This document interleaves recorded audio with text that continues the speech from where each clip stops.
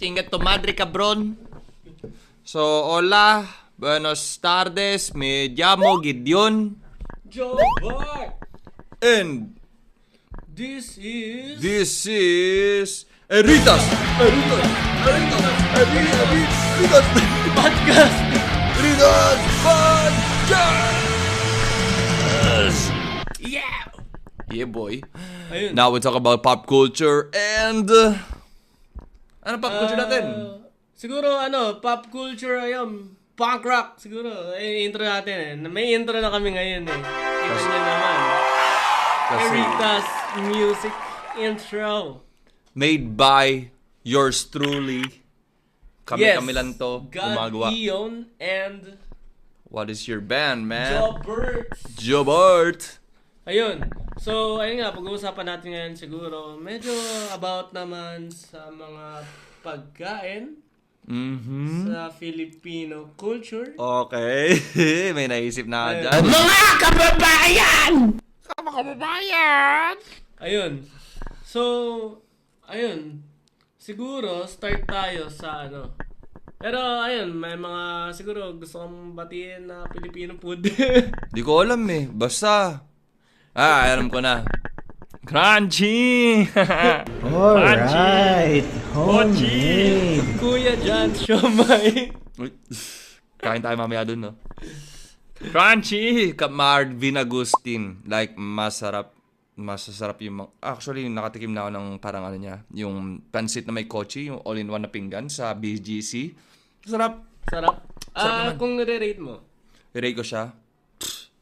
Basta pag walang seafood, 10 pa rin. Ano bang ranking natin? 10, 1 out of 10? O ganun? Oo, 10. O, 10. 10. Siguro sa akin, tofu sisig.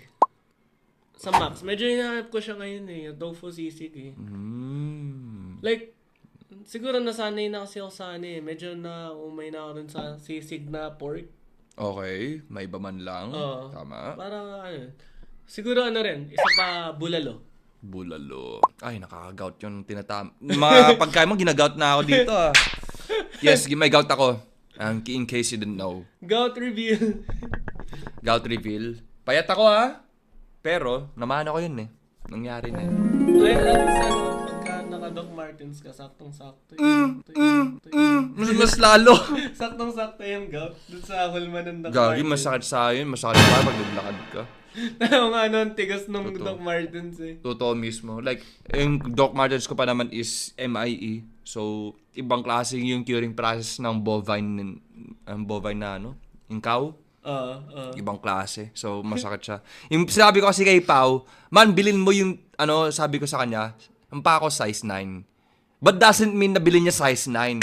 Kailangan may allowance Sinaktong 9. Kaya dito lang yung makasuot. Pero okay lang, kahit paano nagagawa ko na areglo yung Dr. Martens is parang ilus mo lang yung mga yung tali. Pati iwasan ng magka-gout.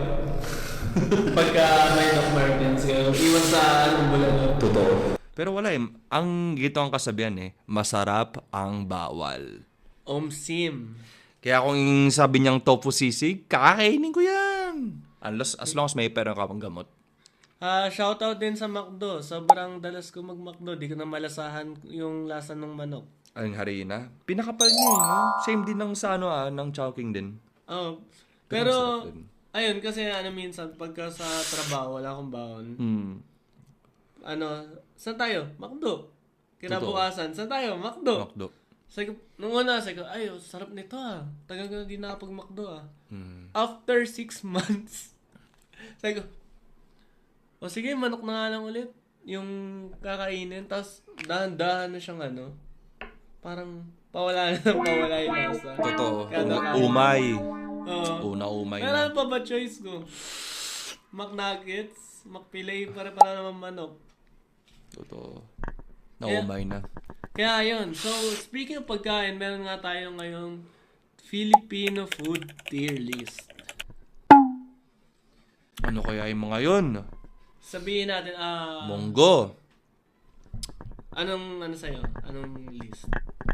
Anong list ba? Marami A tayo. to F. A to F. So, yung dog shit. Okay. Ang dog shit lahat sa akin, yung mga seafood. Sorry, di ako fan ng seafood. Ayoko ng lasa ng seafood. One time, ayoko lang mention tong taong to. Pinakain ako ng seafood, umiyak ako. Totoo yun. Sa isla kami. Wala akong magawa eh. Parang nagtiis pa ako ng gutom. Kumain lang ako parang, yung iyak ko parang may 20% pa eh. Kasi, na-feel ko siya na ayoko tong kainin. The rest is nasusuka na ako. Yung ganun yung... Parang umiyak na ako. Totoo yun. Ayoko talaga ng seafood, guys. Magpipilitin ko pa kumain ng gulay eh. Yun na lang yun. Kahit ayoko din ng gulay, pipilitin ko lang kumain ng gulay. Ayoko lang ng seafood. Pero pagdating sa nagkaroon ng Walking Dead or something apocalypse. Anong ayaw mo na gulay? Gulay? Ampalaya. Okra? Kahit basta kahit anong bitter. Ampalaya, ganun. Sabihin natin magugunaw yung mundo. Kailangan mong kumain. Ampalaya o hipon. Mahirap pa. Magunaw na lang yung mundo. Totoo, no? Huwag naman sana. Mahal ko ang pagkain. Screw it. Ampalaya! Talagang ganun niya kaayaw yung seafood sa mga nanonood. Ayoko. Siguro sa akin, hipon. Kasi mamipikay, no? Oh, tagang patayin yun. Akala may sumigaw eh. Akala may pinatay sa background eh. Pero aso lang pala yun. Pendehong aso yun. Aso lang. Wala akong pinatay. Ayun. Siguro sa akin, shit, gusto ko rin seafood eh. Lalo na geto yan By the way, in case you didn't know, nagluluto ako ng buttered shrimp. Pero hindi mo kinakain. Pero hindi ko kinakain. Totoo yun. Pinagluto ko, nakaginto pa ako habang makain. Habang nagluluto. Try ko yan. Kasi may inuman eh. Nagtry ako magluto. Labay niyo yung sipon. Luto na. Pero kaya kong tanggalin yung amoy ng stench. Yung amoy lansa. Kaya kong tanggalin yun. Kaya Paano? Sa mga di mo na magluto. Madaming paraan eh. Like, syempre, marinating process. Like, sabi natin 30. Or babad mo sa mga soda. Mga sparkling shit. Babad mo sa lupa. Sa butik. Kasi maraming ways eh. Lalo na itatanggalin mo yung parang... Yung parang nerve. Yung nerves. Alam ko raw yun eh. Shit. Tayo daw yun. Tanggalin mo yun kasi... Syempre, lansa yun eh. Tanggalin mo pa rin kahit paano yun. Nasa yan, kung tagutom ka, kainin mo kagad. Why not? At pa yun, extra nutrients. Pero sa lahat ng pag tuwing nanonood ako ng mga video ng mga seafood, ini-skip ko yan. Except lang sa isang video, which is yung si Mr. Bean kumakain na frozen na shrimp na merong claw. Ang satisfy niya kumain dun. Ang crunchy, no? Ang satisfy nun. Yun lang yun. The rest, hindi na. So ito, si Johnny mahilig sa seafood. So kung i-experimentuan mo, Sprite, tamang marinate lang, tatanggalin mo yun, no? Or lagyan mo ng suka para matanggal yung lansa or something like that and shit. And ayoko ng kwento. It was at this moment that he knew. He fucked up. Shoutout dun sa mga tatay na inaaya yung mga misis nila pumunta ron sa, alam mo ba yun sa TikTok ba yun? Yung may seafood, serve siya sa shovel. Okay. Tapos inuuga nung babae yung Hooters. Yung parang Hooters ng Pinas, putang ina. Puro tatay yun sa comment dun sa video. Sige, putang ina, stupid nitong idea na to. Pero game na game yung mga sa mga tatay yung... Well, clickbait is clickbait. Yun talagang pagmamarket. Yung sige, naniniwala kami na pumunta ka para sa seafood, mga tatay. Hanggang sa may mag-away, tapos divorced dad na, no? Tama yan, guys. Gawin nyo yan. Ni Rendon Labaner, iwan pamilya para sa seafood. Iwan yung pamilya mo! Tapos, siguro kung sa seafood, may hindi ako kakainin yung sea urchin. Bakit? Parang kadiri siya ng ewan eh. No, magami daw or parang pag ginagawa na ng mga yun eh. Pupunta ka sa Japan. Ayoko. Sa'yo na yun man. Basta akin pork chop lang ako. Pero isda kumakain ka? Lahat. Ayoko. Kahit isda? Kahit isda din. Lilis? Lahat. Okay. Ang tanging kinakain ko lang or sinusup lang is crab and corn. Tapos yung yung crab and corn mo pa yung sa yung sa Nor, yung yun lang yun. Totoo yun. Yun lang yun. Kaya ko kainin. Pasensya na, di ako fan ng seafood. Lahat yan gagawin kong -1. F yan. F sa'yo. Lahat yan F. The rest A. Oh, except sa Sa kulay. akin siguro, ang seafood, siya mga nasa B to A tier eh. Kasi, Ay, favorite mo talaga seafood? hindi mo sa favorite, pero may certain times na gusto ko yung lasa niya. Ay, wait. Like, sabihin na, kuwari may bagyo, tapos yung corn soup na may lobster. Ayun, sabi ko, puta, ang sarap nito. Lalo pag may bagyo ka, may lagnat. Sabi ko, alam mo yung Sarah Tattooey, yung naalala niya yung childhood. Oh, nag-reminisce. Naalala ko yung childhood. Totoo. Tapos, siguro, Filipino seafood na gusto ko specifically is sizzling tuna. Sizzling tuna. Ah, shucks. Pero saan naman? Di naman seafood. Gulay. Gulay kangkong. Hindi kangkong.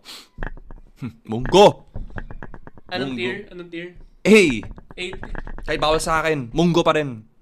Talagyan mo ng chicharon. Oy, sasakit na ng pako. Buhatin mo ako dito.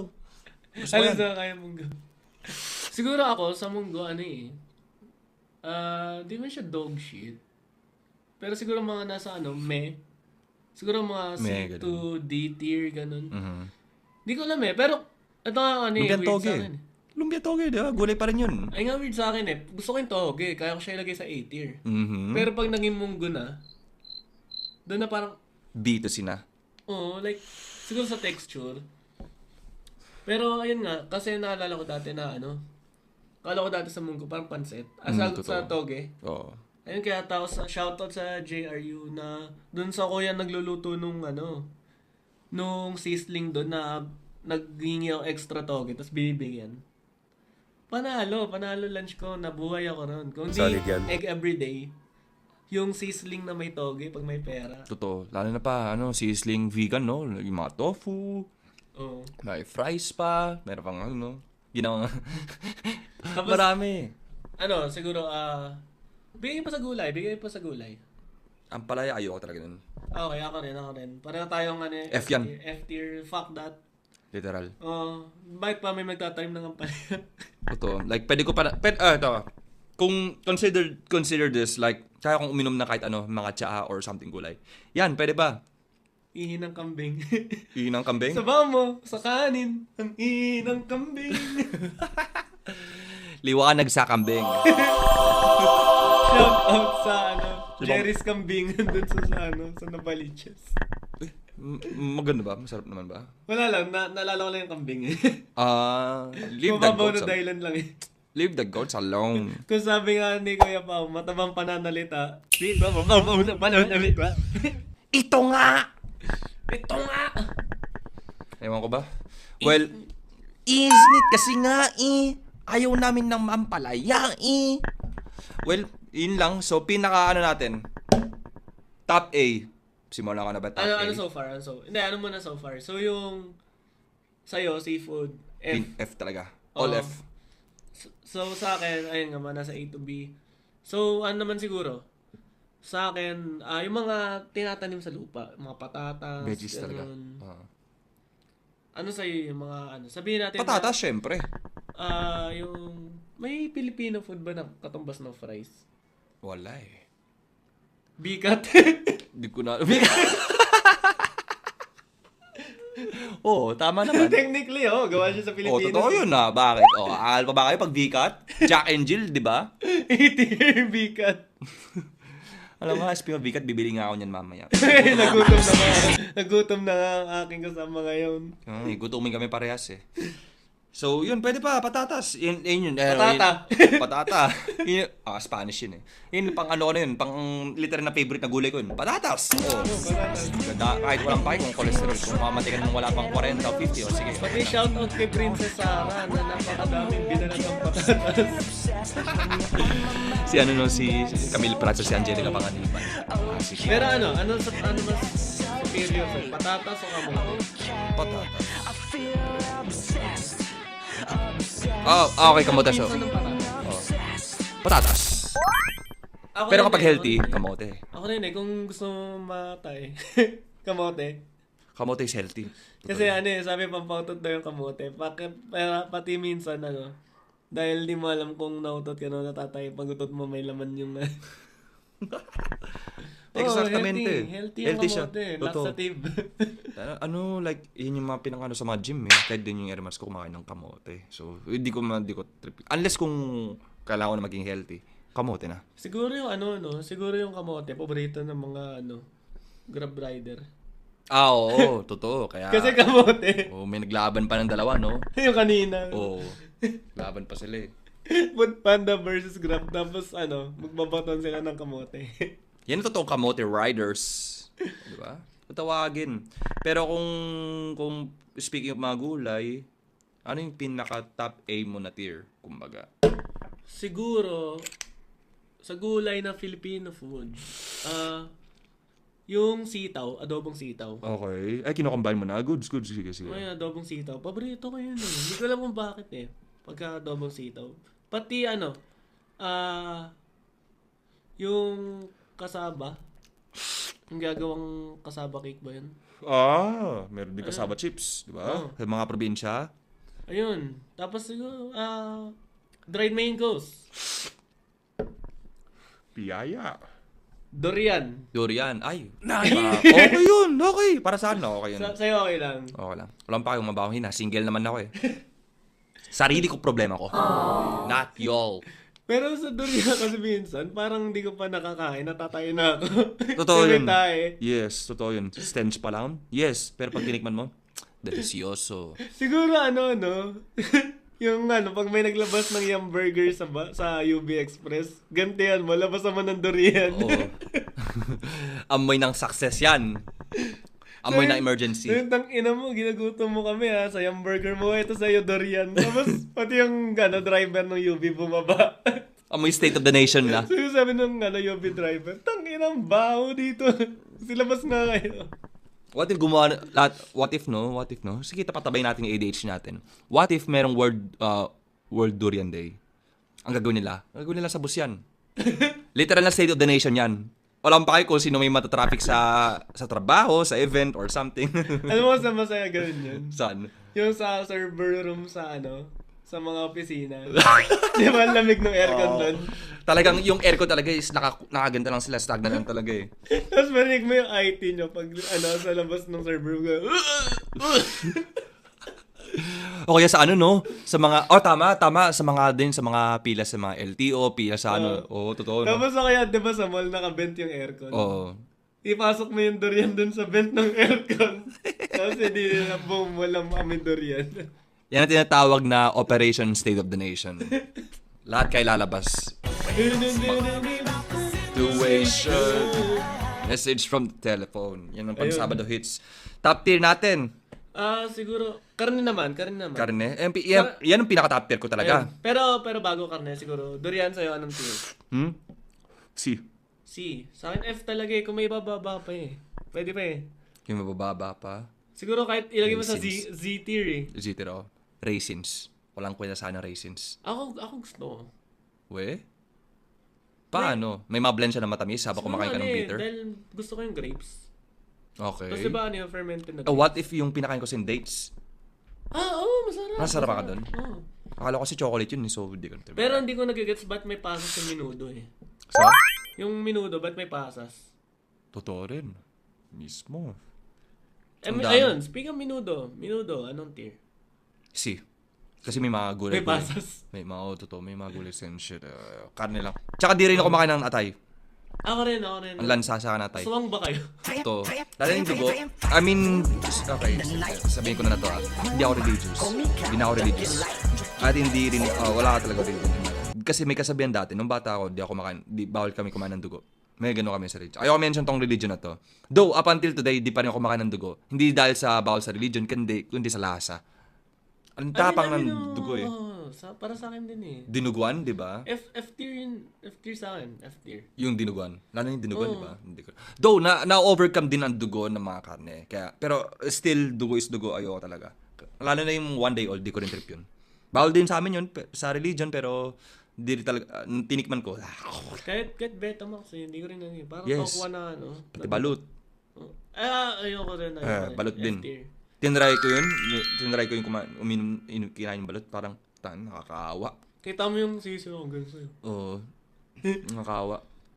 Ayun. So, Ayun, lahat yung karne na. Oh, kung karne, kung mayaman sa mahirap, kung mayaman lang talaga ako man, like all the fucking Filipino food, way, kahit anong Filipino food.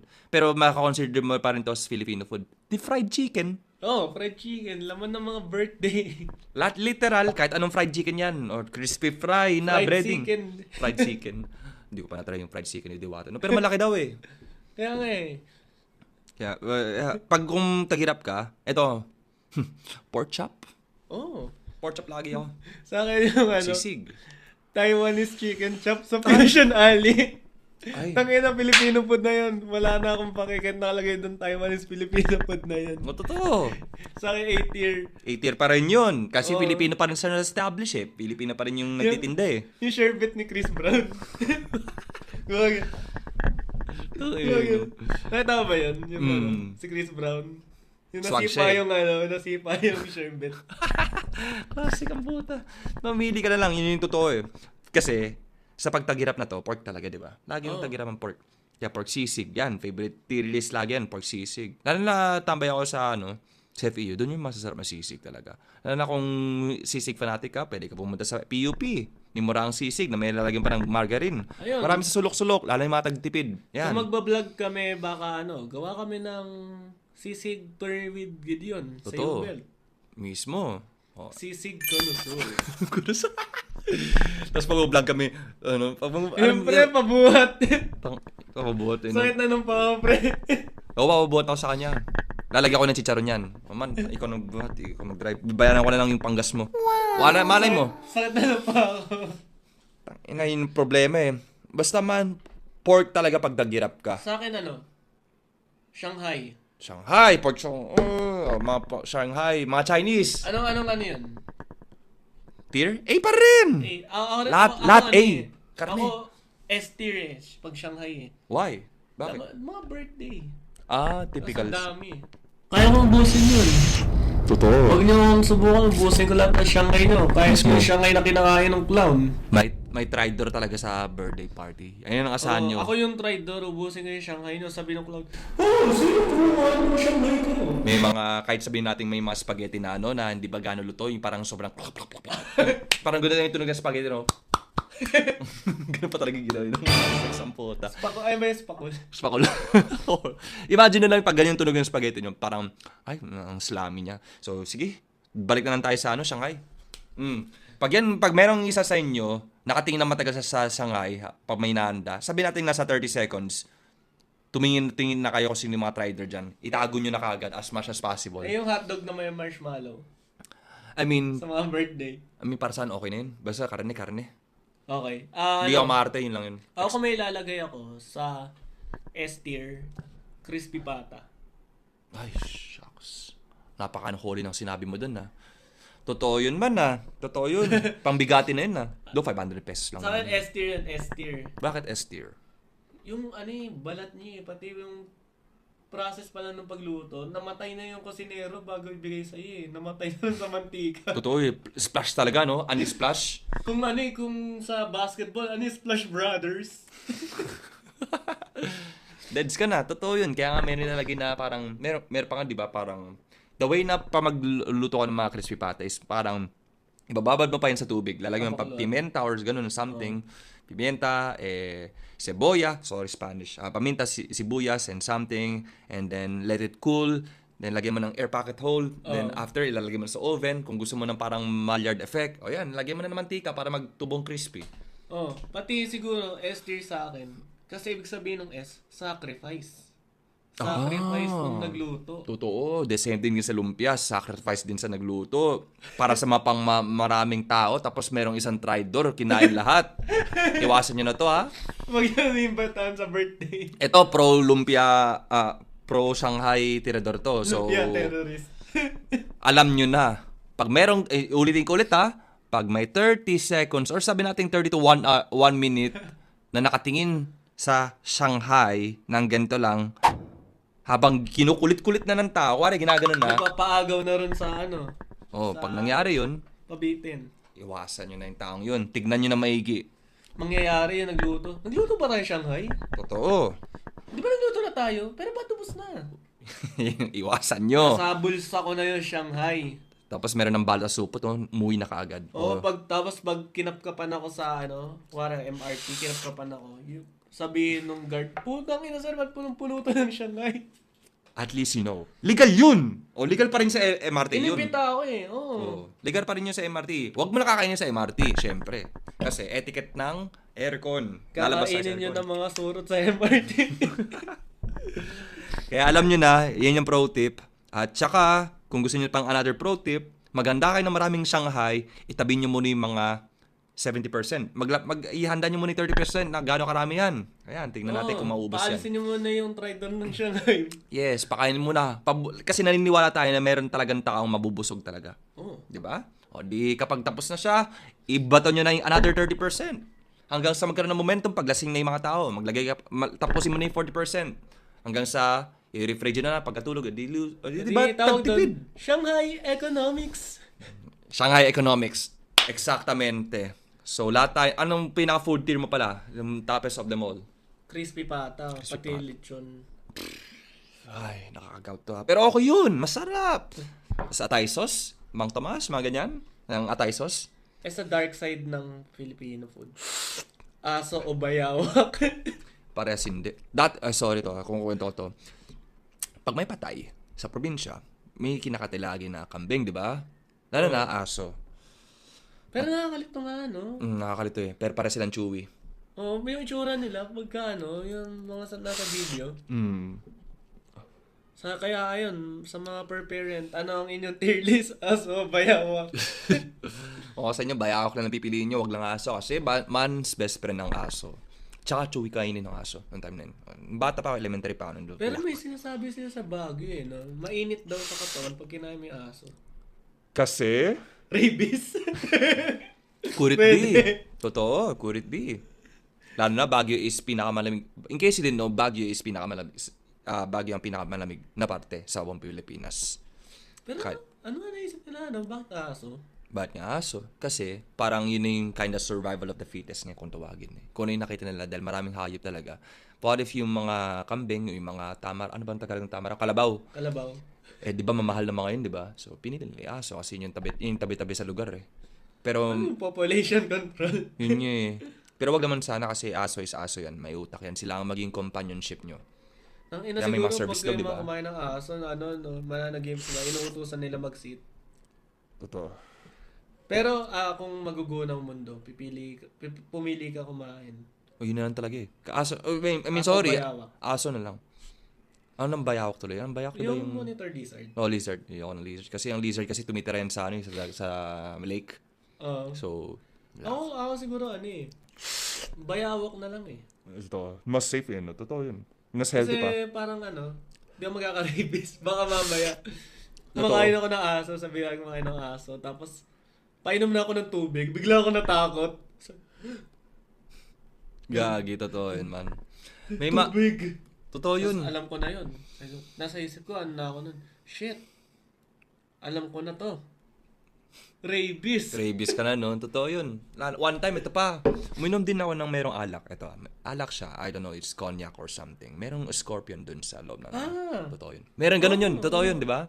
May pa sa Pilipinas may cobra. Meron din, like, totoo yun, guys. Like, may cobra, merong scorpion, alakdan, no? Alakdan. Alak na, may dan pa. So, pag ininom mo yun, sobrang tapang. Like, mapapa. Kala, ang tapang ng alcohol niya. Alcohol level nun. Pero bakit nga may... Dahil aesthetic ba? Or dahil ba sa panlasa? I don't know. Pero aesthetic-wise, yun yung habol ko. Astig siya inumin. Yun yung mga clickbait ng mga Filipino, di ba? Aesthetic. Kung ano yung makita nilang different, titignan ka talaga na matagal. The same thing pag naglalakad ka. Kuwari, iba yung buhok mo. Buhok Donald Trump.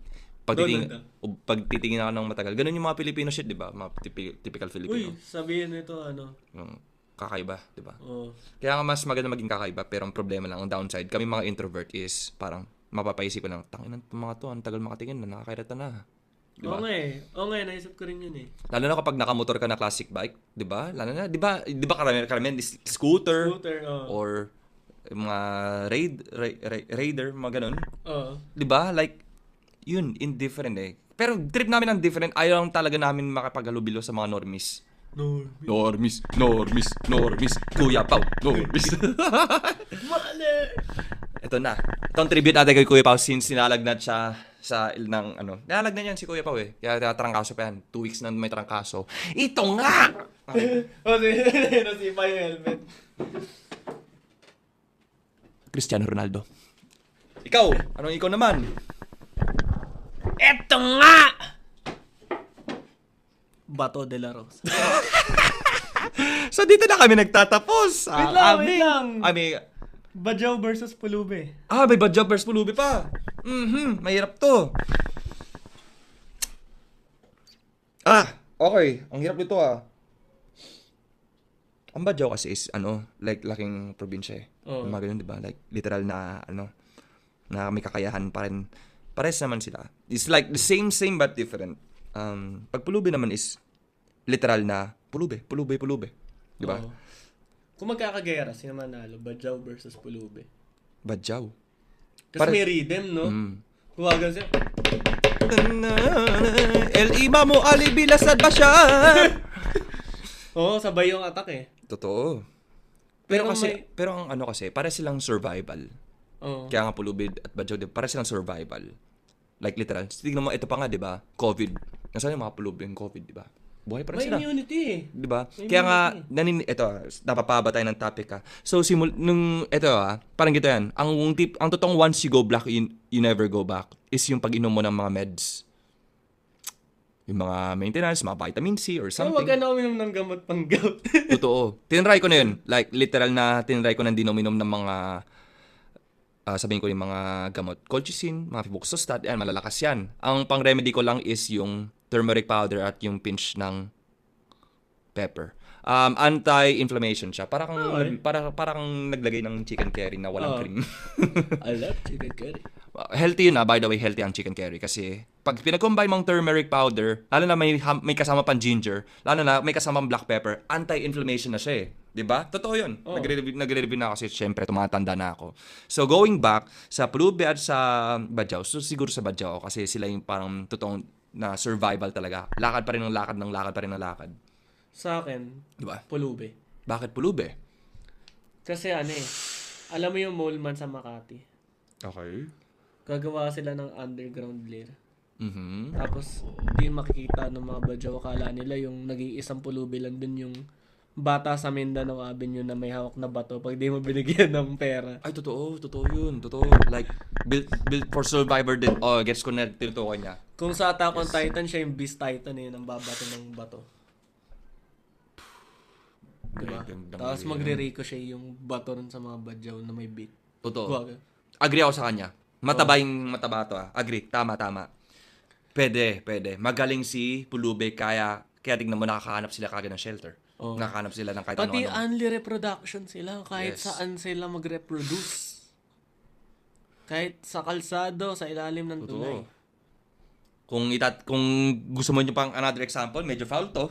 Yung mga illegal immigrants sa iba't ibang bansa tulad ng Europe, yan, tignan mo, naglalagana sila ng Sharia law. Tignan mo. Karamihan doon ay naghihirap na. Kaya yun, pero sa audience na magbe-base, kung sino ang mananalo, Bajau versus Pulubi, kayo na bahala. Kaya dito nagtatapos ang Eritas Podcast. Otra vez, me llamo Gideon. Joe Bart. And this podcast is so hasta luego. No, hasta pronto. Bye-bye.